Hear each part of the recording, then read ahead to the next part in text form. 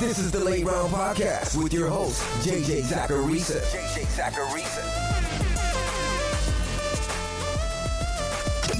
What's up, everyone? It's JJ Zacharisa, the editor-in-chief at FanDuel and at NumberFire.com, and this is episode 402 of the Late Round Podcast, one of many shows that are part of the FanDuel Podcast Network. Thanks for tuning in. The NBA playoffs are here, and FanDuel has you covered. Compete in the Mountain Dew NBA Free Play daily from August 18th to September 4th for your chance to win your seat in a virtual event with NBA legends Gary Payton and Ray Allen. With each entry, you'll also be entered into the King of the Mountain 3-point bonus for your chance to win a share of $15,000, brought to you by Mountain Dew, official sponsor of the NBA. For more details, visit FanDuel.com or download the FanDuel app today. Eligibility restrictions apply. Now, there were a lot of great questions this week for this week's Mailbag episode, so let's get things going. The first question is from @CFGamebreaker. Do you think wide receiver situations like the Giants, Raiders, or the Jets that have three possible guys as the top fantasy wide receiver are complete fades due to uncertainty and mediocre to bad offenses, or targets due to ambiguity? This is something that I think that fantasy football managers get wrong all the time. How many times have you heard a fantasy analyst or just anyone on Twitter say something like, I'm just going to avoid the Washington backfield. It's going to be a mess. Like, yeah, it's a mess right now, but it's not like you have to pay up for that mess. It's not like Antonio Gibson or Bryce Love are third or fourth round picks. One of the keys in finding breakout running backs and wide receivers is to find players who are in ambiguous spots. I did a couple of episodes earlier in the offseason on this topic. The majority of breakout players, the players who far exceed their average draft positions, they're coming from situations that are cloudy entering the season, but then they emerge. That's what we're seeing with the Giants and the Raiders here specifically. You've got a lot of players who could end up seeing volume in that offense, and that drives down the cost of those players because their projections don't look as good, because a lot of players are trying to get targets. But if just one of those guys doesn't live up to expectation, all of a sudden the other players in that offense benefit.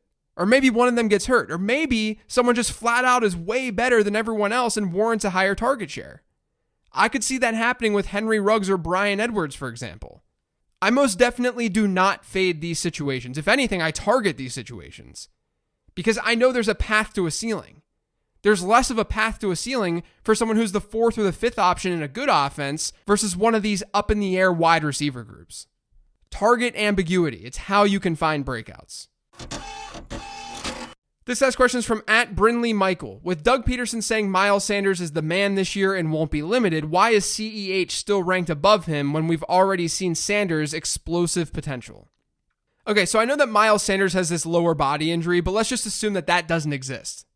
I'm hoping it's not that big of a deal, but let's just go with this question as if Sanders is 100% healthy. First of all, I think Sanders is in the same tier as CEH. I think I have CEH ranked ahead of him right now, and that's really saying something because I'm a Sanders truther. But the reason to like Clyde Edwards-Helaire more is because of environment. And environment is more important for a running back than anything else, even his talent. There have been lots and lots of studies that show that running backs are generally replaceable in real football. So the reason we should care about talent isn't because talent automatically means more touches. It's because talent is driving coaches to give those players more touches.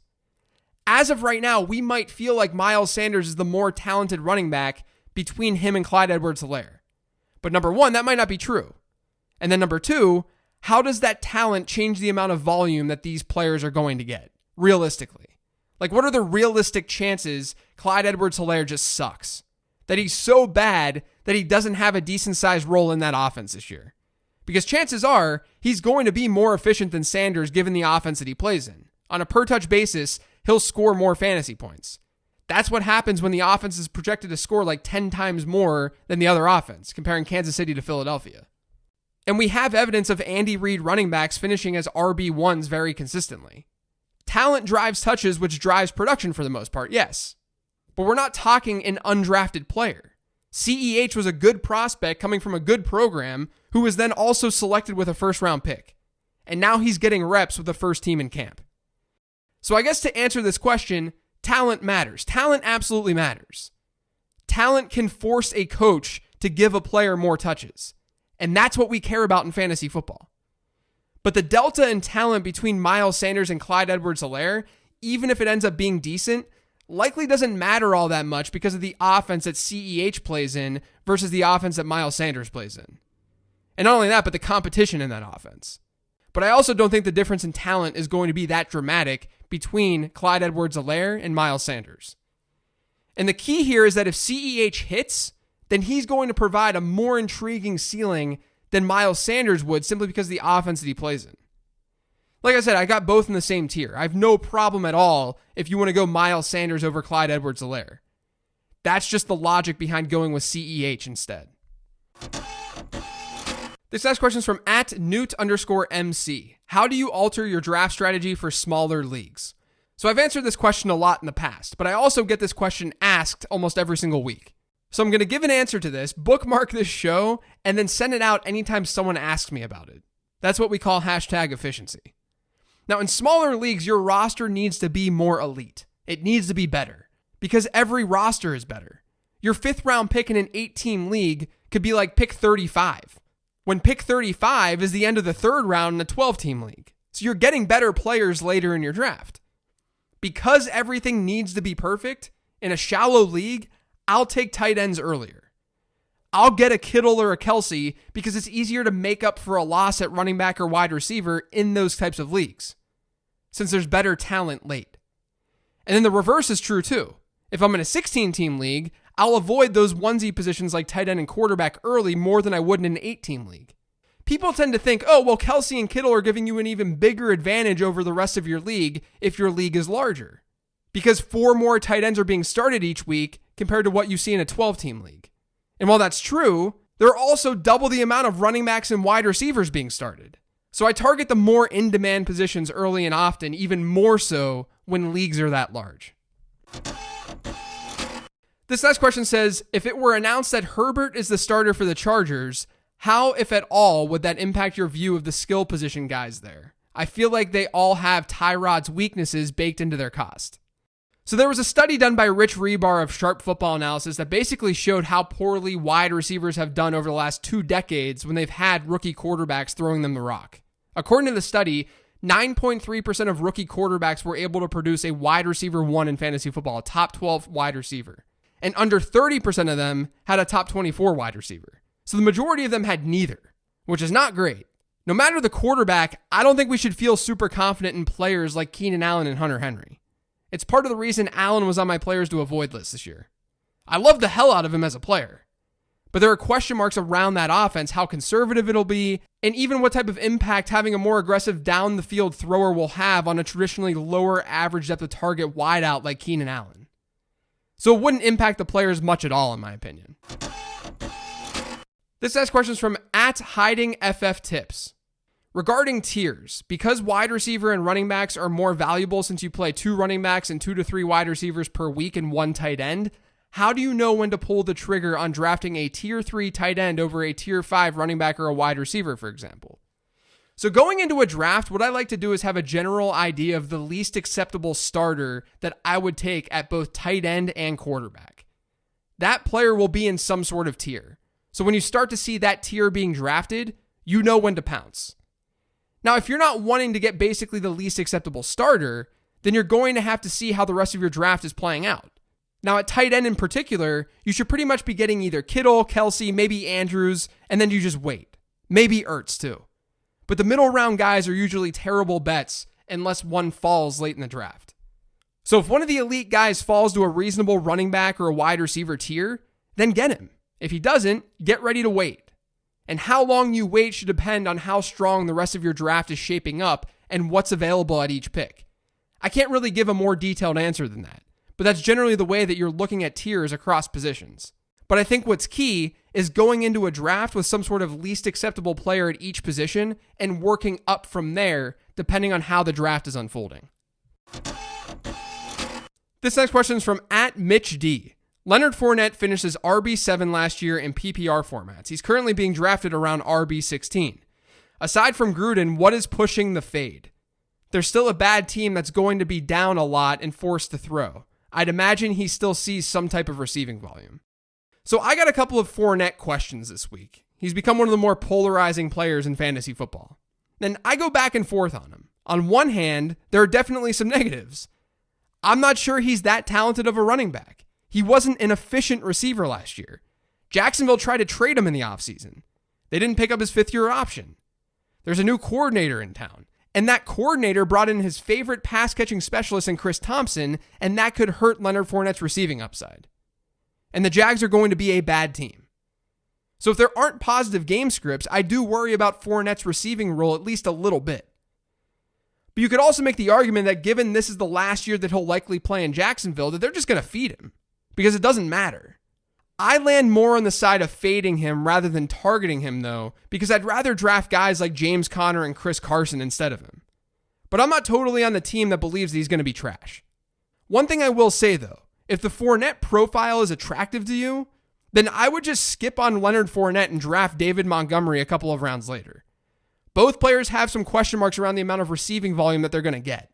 They're locked into an early down role, and they're in mediocre offenses. They're likely going to score points in a similar way, but David Montgomery is the discount. So overall, I'm not really drafting Leonard Fournette that much because I think come December, I won't be that upset if I don't get Leonard Fournette. There are other higher upside running backs that I like in that range. This next question is from @Fishwind. Is Jonathan Taylor someone who is relatively likely to finish as an RB1? Would I be unwise to choose him over guys like Carson, Connor, or David Johnson? He has an elite offensive line, Rivers targets running backs often, and Mack is likely on his way out of Indianapolis. I feel like the industry is too low. Yeah, I totally agree with this. I have Taylor at 36 overall right now, which is like 20 spots ahead of where the consensus has him. I couldn't fathom taking someone like David Montgomery over Jonathan Taylor, but that's what the consensus expert rankings are showing on Fantasy Pros. Like I just talked about, I like Chris Carson and James Conner in that RB2 tier, because I do have that obvious upside. But Jonathan Taylor is right there in my opinion. You've got the elite offensive line, he's already showing up in camp, and he's the second best prospect according to my prospect model behind Clyde Edwards-Helaire. And he was the best prospect heading into the draft. It would be shocking if Jonathan Taylor isn't a stud at the NFL level. And even though there are concerns about the workload split early on, it's one of those cases where you have to believe talent is going to win out. Like I talked about earlier. Talent does matter in terms of the coach forcing that player the ball. If Jonathan Taylor is way, way better than Marlon Mack, the Colts won't have any other choice. So I'm with you. He's undervalued. I can't let Marlon Mack be the reason I don't have Jonathan Taylor this year. This next question is from @RJHop3. Many rankings show Davante Adams as a top 3 wide receiver, but everyone seems to be piling on Aaron Rodgers like he is trash now. Should Rodgers be higher? The two rankings just seem out of balance to me. Rodgers wasn't a very good fantasy quarterback at all last year, and they did nothing to improve his weapons. I know Adams was out, but Rodgers was actually better without Davante Adams last year in fantasy football. He actually averaged almost 10 more points per game without Adams. Now, part of that was because of schedule, but it's not like Rodgers was bad in fantasy because Adams was hurt last year.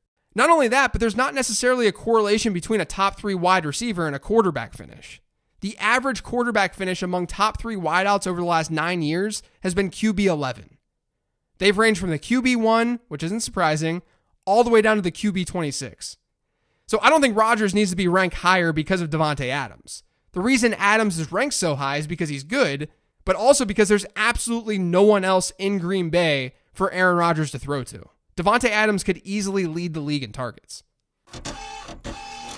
This next question says, why do fantasy analysts use year-end totals instead of points per game? This seems odd since everyone uses tiers in their preseason rankings. Year-end totals provide no context and penalizes talented players who missed a few games. Both stats should at least be cited. I mean, I can't speak for other fantasy analysts, just myself. But I think that there's an overuse of both of these statistics because they're not as meaningful as people think. They're more talking points and quick references to make sure that a player was competent or wasn't competent. I think we also have to ask ourselves what matters and what doesn't. Does a running back finishing as the RB22 actually matter? Not really. That doesn't tell me that much at all. It just tells me that he was probably healthy. If he's the RB5 in overall scoring, that at least tells me that he was likely giving your team some sort of an advantage. I'd say we just need more and better data out there, period. And we always need to ask ourselves why the information being presented actually matters. This next question is from @CowboyBlazerFan. Baltimore Ravens backfield feel. Why is Dobbins going in the 8th round? It's because Mark Ingram is still there. But like I talked about in my Players to Avoid podcast, I think Ingram is overrated in fantasy football this year. Not just because of the Dobbins threat, but because of the touchdown regression and the lack of passing game usage. So I like Dobbins more than Ingram straight up when you look at cost. You could argue that J.K. Dobbins has more upside. I know people will look at what Ingram did last year and they'll think that Dobbins doesn't have a top 10 season in his range of outcomes. But the way I see it is, Dobbins has a higher likelihood of just taking over that backfield because he's really, really good versus him not impacting Mark Ingram's backfield share at all. Dobbins is going to impact Mark Ingram, so that limits Ingram's upside. But overall, Dobbins is going where he's going because of Mark Ingram. The last question this week is from @GC12212. Hey JJ, what's your take on Josh Jacobs this year? Is he too much of a floor play? I don't think so, no. I've been trying to talk about this a lot this offseason. Some of you might have been able to tell. But one of the things that I look for in a player's profile is if there's room for growth. So take Josh Jacobs as an example. Where he's being drafted, the expectation is that he's not going to take on a significant receiving role in that offense after seeing only 27 targets last year. And not only that, the Raiders re-signed Jalen Richard, and then they drafted Lynn Bowden. People are not optimistic about Josh Jacobs as a receiver. So we're drafting Jacobs without that really factored into his profile. But there's a chance that the Raiders do end up feeding him more through the air than expected, which gives him that true top 10 potential very easily. I feel very similarly about the Seahawks receivers. Lockett and Metcalf are both being drafted right now with the understanding that Seattle doesn't throw the ball a lot. But what happens if they let Russ cook a little bit more this year? Or what happens if they see more negative game scripts? All of a sudden, there's a real path to crazy fantasy numbers. So I don't think Jacobs is that much of a floor play. I think there's enough upside there to warrant a second round pick. That's going to do it for today's show. Thanks to all of you for listening. If you've yet subscribed to the Late Round Podcast, make sure you are by searching for it pretty much anywhere podcasts can be found. And don't forget to follow me on Twitter @LateRoundQB. Thanks, everyone. I appreciate every single one of you. Have a great weekend.